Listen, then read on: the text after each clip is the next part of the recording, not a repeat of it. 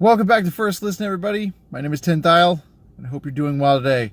This week on First Listen, we checked out the latest release from a band that has always been pretty awesome, This Will Destroy You, and this album, New Others Part 1, is pretty incredible. It's their fourth studio album, and I just have always dug their music since I first heard it, I don't know, quite a few years back, just looking for music to kind of lose yourself in thought and kind of reflect. And it's always this ambient music that I feel like grabs a hold of me every so often, and I get lost in it and end up listening to it for, like a week before I start listening to anything else. It's actually a really weird thing that happens to me. But this band is very special because they provide this element of peacefulness in there that you don't always get with some instrumental stuff. Sometimes it can be a little bit over the top.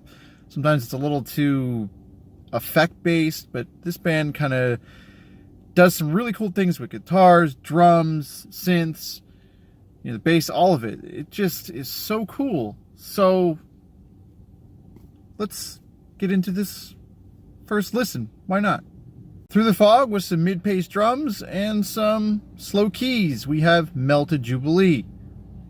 And this track opens the album with this kind of serene feeling. I kind of talked a little bit about that at the beginning there. This ambient feeling that just hits you just right. And it's these like little chime sounds. And I know it's definitely on the synth and it's the meshing with the guitar. But it opens the album so well that I was already like set for listening to this, I don't know, who knows how many times in the future. Just on this first little bit here, maybe in like the first 2 minutes of the album, I was like, yeah, we're going to listen to this like 12 times this week. It's going to be awesome. If we're talking about the drums that really never seem to miss a beat, they're kind of always very synced up, very beautiful tempo.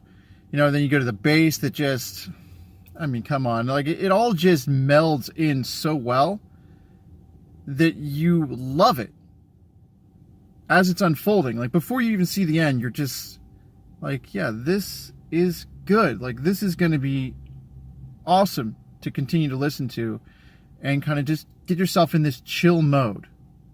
And it's really cool because the bass has a little bit of a different thing. It's not too different that it takes you out of it, but it kind of keeps you in that same moment. And that's what this band does. They can do a little bit of one thing, and then they totally cut hard right, but it keeps you in that same moment. So it's just like this perfect complementary sound. It's always complementing another instrument. Like one is always doing this beautiful hand-holding with another part of the band, and I just really, really love that.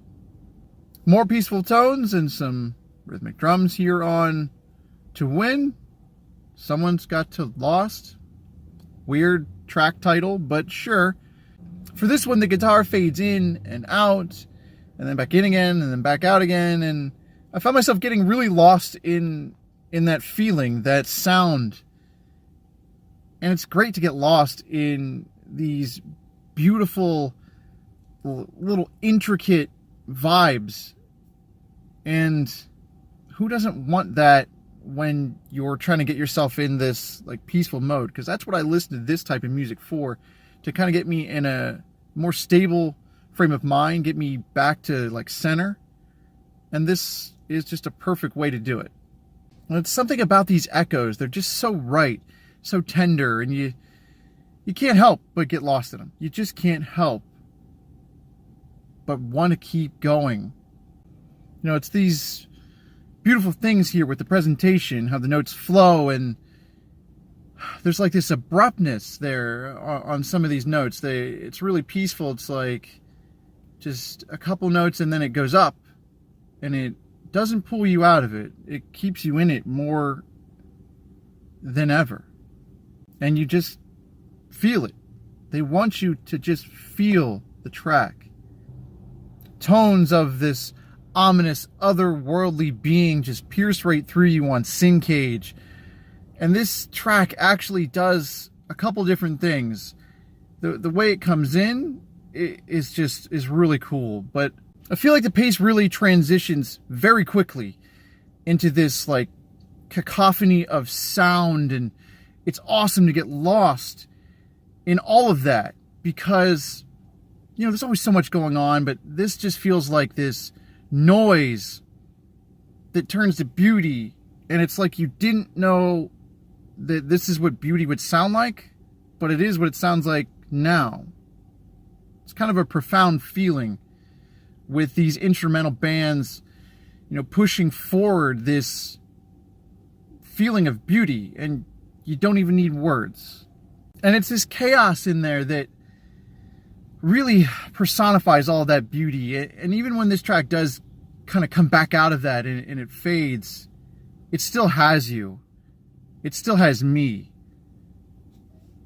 This band like always does this to me. And I'll keep letting them do it because it just feels right.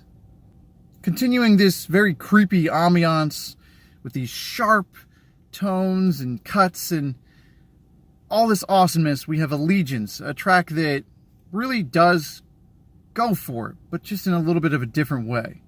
For me, it's the simplicity that you get lost in. It's nothing too intricate at the start, but then it becomes intricate as it all layers on itself.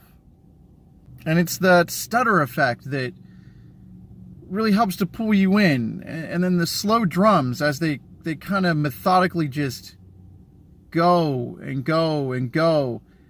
And that drumming just stays with you long after the track is over. Even when you're into the next track, it feels like it's still there, still speaking at you.